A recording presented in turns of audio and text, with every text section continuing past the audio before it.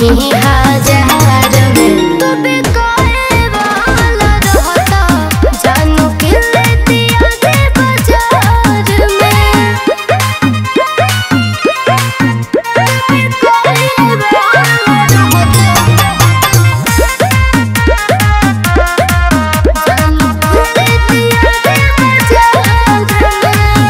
गुणगान भगवान के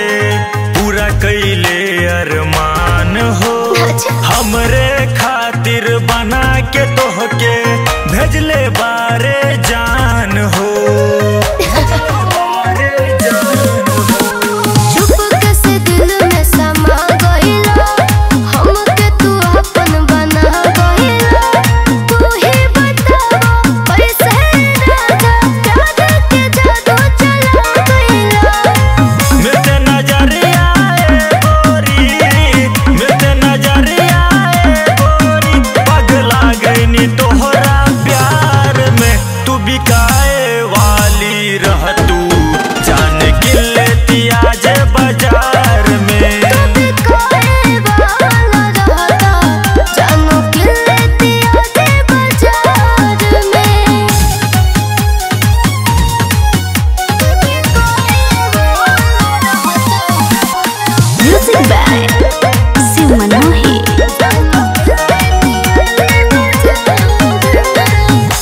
के लाली चमके जैसे